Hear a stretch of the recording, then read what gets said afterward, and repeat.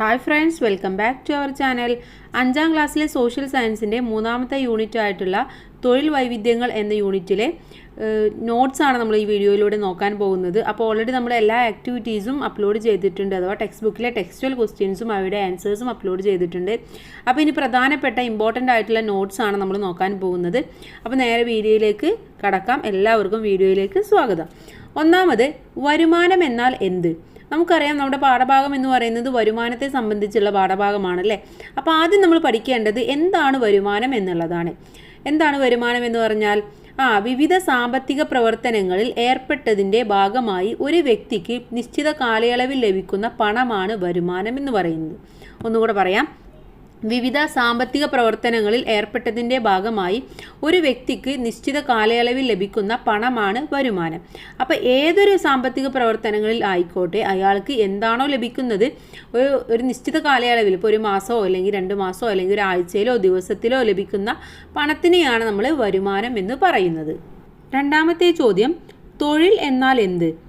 വരുമാനത്തിനായി ഒരു വ്യക്തി കായികമായോ ഭൗതികമായോ ചെയ്യുന്ന പ്രവർത്തനത്തെയാണ് തൊഴിൽ എന്ന് പറയുന്നത്. തൊഴിലിന് പ്രതിഫലം കൂലിയായോ ശമ്പളമായോ ലഭിക്കുന്നു. വ്യക്തികളുടെ പ്രധാന വരുമാന മാർഗമാണ് തൊഴിൽ. അപ്പോൾ തൊഴിൽ എന്താണെന്ന് മനസ്സിലായില്ലേ? വരുമാനം നമുക്ക് മനസ്സിലായി. ഒരു വ്യക്തിയുടെ ഒരു നിശ്ചിത കാലയളവിൽ ചെയ്യുന്ന പ്രവർത്തനത്തിന് കിട്ടുന്നതാണല്ലേ. അപ്പോൾ ആ വരുമാനത്തിനായി എന്താണോ ആ വ്യക്തി ചെയ്യുന്നത് അതിനെയാണ് നമ്മൾ തൊഴിൽ എന്ന് പറയുന്നത്. ആ തൊഴിലിന് കിട്ടുന്നത് ആ വരുമാനം ചിലപ്പോൾ കൂലിയായിട്ടായിരിക്കും അല്ലെങ്കിൽ ശമ്പളമായിട്ടായിരിക്കും. ഓക്കെ, ഇനി അടുത്തത്, വരുമാന സ്രോതസ്സുകൾ എന്നാൽ എന്ത്? വരുമാനം ലഭിക്കുന്ന അധ്വാനമോ വസ്തുവകകളോ ആണ് വരുമാന സ്രോതസ്സുകൾ എന്ന് പറയുന്നത്. ഒന്നുകൂടെ പറയാം. വരുമാനം ലഭിക്കുന്ന അധ്വാനമോ വസ്തുവകകളോ ആണ് വരുമാന സ്രോതസ്സുകൾ എന്ന് പറയുന്നത്. അടുത്തതായിട്ട് പ്രധാനപ്പെട്ട വരുമാന സ്രോതസ്സുകൾ ഏതൊക്കെയാണെന്ന് നോക്കാം. തൊഴിൽ, ബിസിനസ്, കൃഷി, ബാങ്ക് നിക്ഷേപങ്ങൾ, ആസ്തികൾ.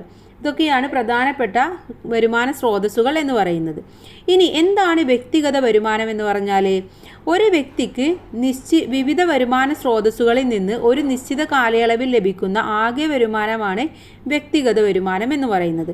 അഥവാ ഇപ്പോൾ ഒരാൾക്ക് തൊഴിലുണ്ട്, ബിസിനസ് ഉണ്ട്, ബാങ്ക് നിക്ഷേപമുണ്ട് എങ്കിൽ അയാൾക്ക് അതിൽ നിന്നെല്ലാം കൂടെ കിട്ടുന്ന വരുമാനത്തെയാണ് ഒരു നിശ്ചിത കാലയളവിൽ, ഒരു മാസത്തിലോ ഒരു വർഷത്തിലോ കിട്ടുന്ന ആകെ വരുമാനമാണ് വ്യക്തിഗത വരുമാനം എന്ന് പറയുന്നത്.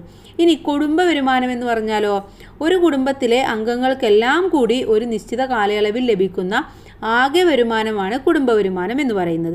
അഥവാ ഒരു കുടുംബത്തിലെ എല്ലാ വ്യക്തികളുടെയും വ്യക്തിഗത വരുമാനവും കൂടെ ചേരുമ്പോഴാണ് കുടുംബ വരുമാനം ഉണ്ടാകുന്നതെന്നർത്ഥം. ഇനി അടുത്തത്, എന്താണ് കാർഷിക തൊഴിൽ എന്ന് നോക്കാം. പ്രകൃതി വിഭവങ്ങൾ ഉപയോഗപ്പെടുത്തി ഭക്ഷ്യവസ്തുക്കളുടെയും നാരുകളുടെയും ഉൽപ്പാദനത്തിനായി സസ്യങ്ങൾ വളർത്തുന്നത്, കന്നുകാലി വളർത്തൽ, മത്സ്യകൃഷി തുടങ്ങിയവ കാർഷിക തൊഴിലുകളാണ്. അപ്പോൾ പ്രകൃതി വിഭവങ്ങളും അതുപോലെ തന്നെ ഭക്ഷ്യവസ്തുക്കളും നാരുകളും ഉൽപ്പാദനത്തിനായി ഉപയോഗിക്കുന്ന തൊഴിലുകളെയാണ് കാർഷിക തൊഴിലുകൾ എന്ന് പറയുന്നത്.